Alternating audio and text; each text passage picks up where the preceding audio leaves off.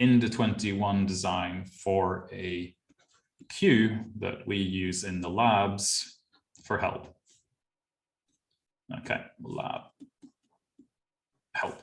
Okay, so we can't just have a big box that says queue system.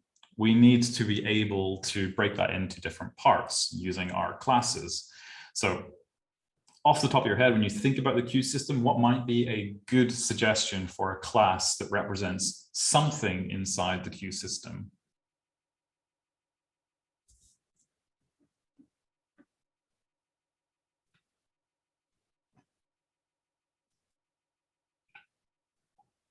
TAs, person, okay.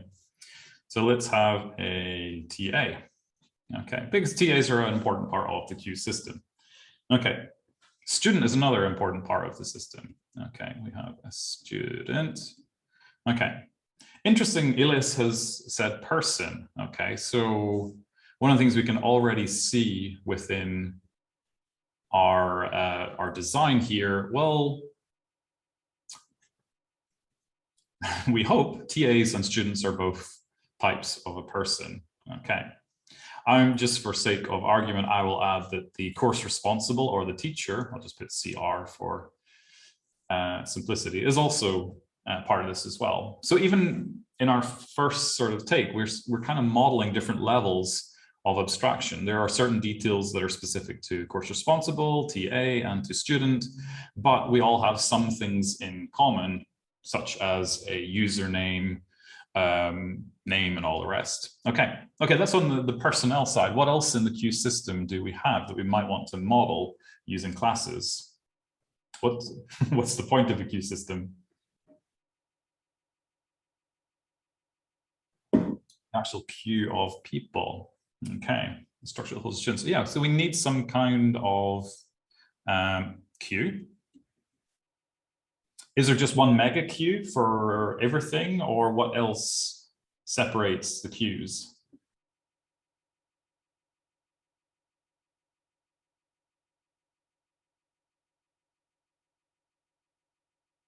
Queue for each TA? No, I wouldn't go for that. Think more there, like, okay, we have our course, but there are other courses that use the queue. So what is a good candidate for something else in our system?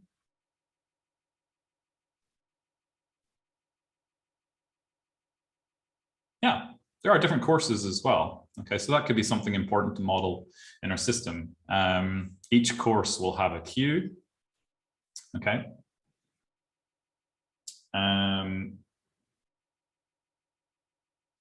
I think we're thinking of a series of if statements for that is probably too low level of detail. We're just coming up with a high level design. If I asked you to go away and make this and use Java, you would probably start breaking the thing into different classes. Okay, what the final thing, what goes in a queue? What do you actually have that you want solved?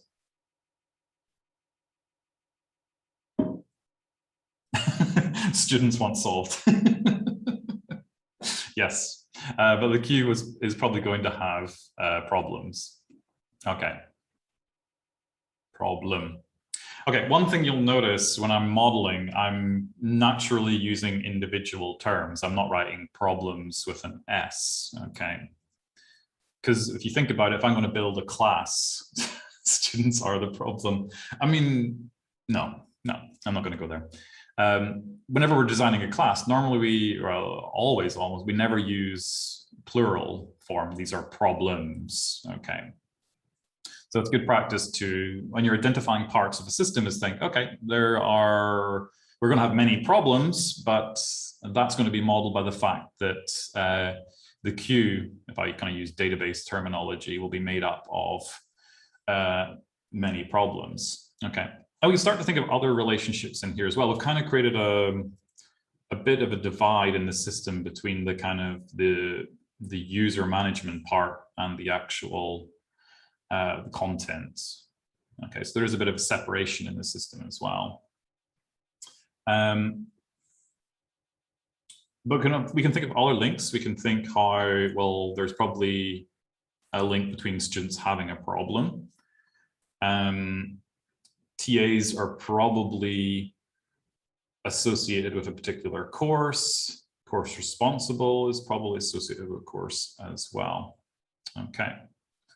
So again, we get this sort of nice way of approaching a problem. Okay, we start with, okay, we need this queue, but we, as people, can very quickly break that system into smaller parts. Okay, we can actually break apart the abstract system into concrete things that we could actually start writing code for.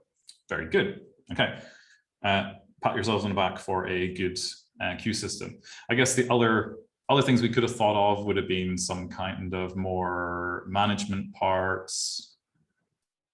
There was a user interface we could have talked about as well. There's lots of other things we could have added, but I think in terms of the core problem, we have a nice solution.